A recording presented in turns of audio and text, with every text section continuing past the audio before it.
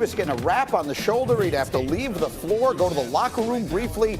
So there was some concern, and this is something obviously to keep a close eye on. But he would come back, and when he came back, oh my goodness, did he ever dominate. Watch him here doing it all pretty much by himself. And just some swing grease, Greeny, you go through it. But look, AD is one of the most talented players in the league. I think both teams between the Pelicans and Lakers are extremely happy with the trade scenario. AD had 20 points, 12 rebounds in the first half, and then he continues to just take over.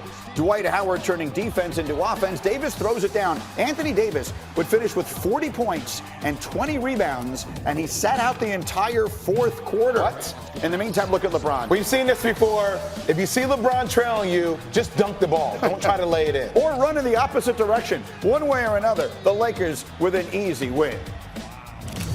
I don't even think he's scratched the surface yet. I think we're all still getting comfortable with one another. I think he's still getting comfortable out on the floor, but you know, when he's attacking like that, the guy shoots high in the 80s and 90s from the free throw line. And, you know, that's easy money for him, and it's great for our defense as well. It's great for our team being able to settle a game down like that. So he was wonderful tonight, spectacular in all facets, both offensively and defensively, and we needed it. Listen, let me just tell you how good this night was. Davis with 40 points and 20 rebounds, according to Elias, doing that in 31 minutes, the fewest ever needed to achieve a 40-20 game since they started tracking this, which was in 1951.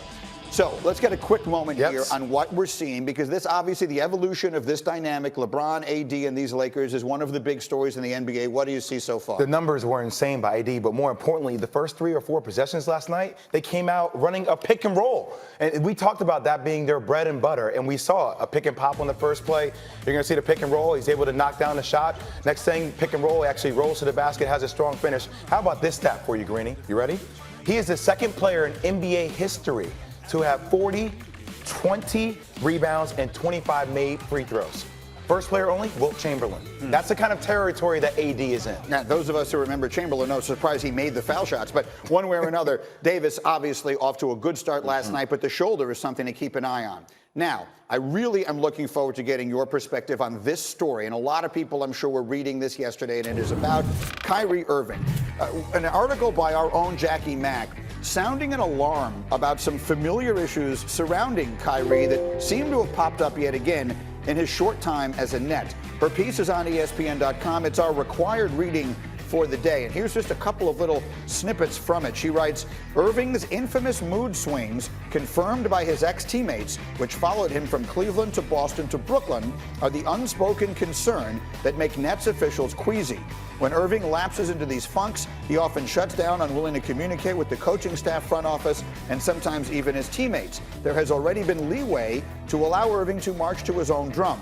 The Nets are willing to look past moments like the photo shoot at the Pearl TV Tower in China, when Irving refused to remove his hat and instructed them to Photoshop it out.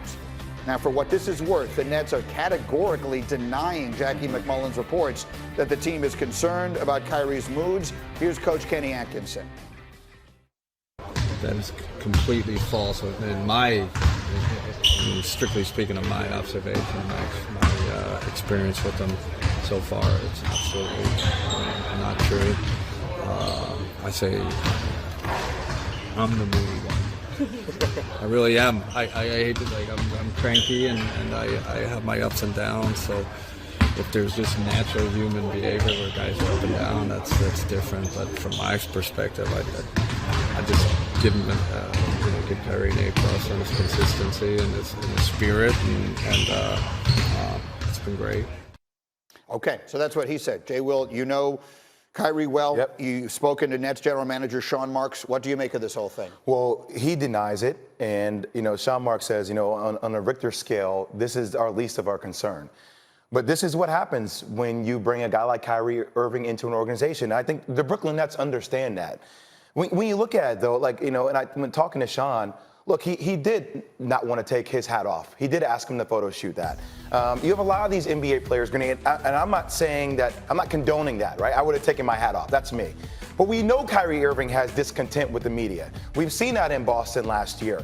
Also LeBron James had his 3 gold chains on, and he got his photo shoot with that too. So, look, I think on a big scale of things, I think this is not a concern. All the players and the team seem to be on the same page, but you have to expect more of this when Kyrie has smaller outbursts, because that's what the media is used to. They're going to gravitate towards this, and this team is going to have to deal with it the entire year. Yeah, and I think a lot of people will wonder, and someone else you know well, Kevin Durant, when he returns, it's one thing for him to be sort of an omnipresent figure, but he's not a part of the team because he can't play. When he comes back, how will that dynamic be affected by this? This is going to be like a Mad Max scenario. They're gonna back each other. I mean, they're out there in the West.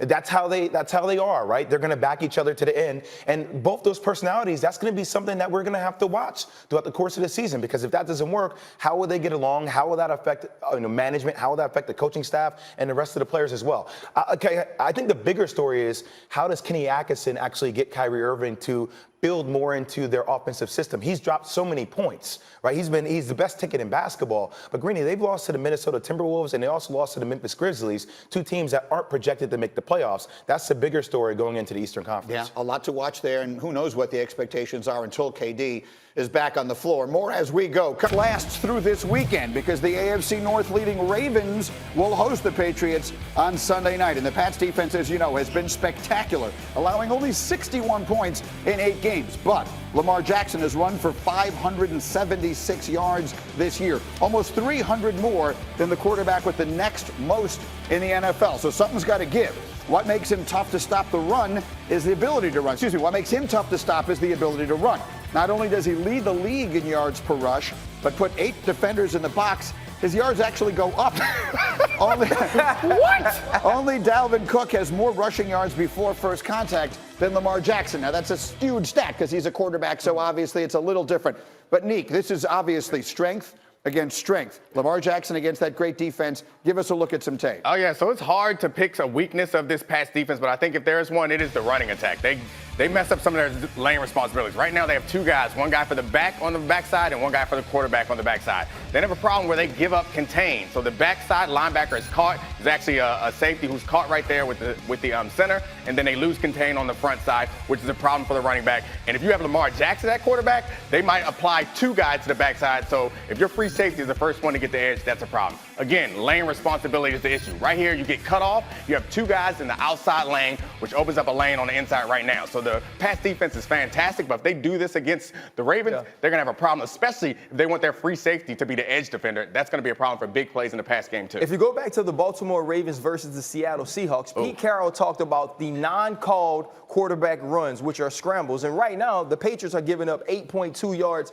per carry of those. And so the other part of this is Lamar Jackson is different, right? And you think that you can plan against him and do something what the Los Angeles Chargers did last year, but he's advanced as a passer, so you have to respect that. And most teams have to get out of running against the Patriots because they're behind. This is going to be a huge test for this team because if this offense can't score points and they can stick with the run, this is going to be a great game. So to be encouraging for the Patriots, I did see them put together a pretty decent game plan against Josh Allen. Josh Allen doesn't run nearly as well as Lamar Jackson, but they had an aggressive spy, which is something that's important. When you keep a contain on the pocket, and you don't want your spy to hang back. You want your spy to step up, because if you get a guy in space with Lamar Jackson, you're going to lose. That was pretty much the only game in which the Patriots have been even remotely tested to this point in their schedule. So I think a lot of people will base a lot of what they really think about this New England defense in particular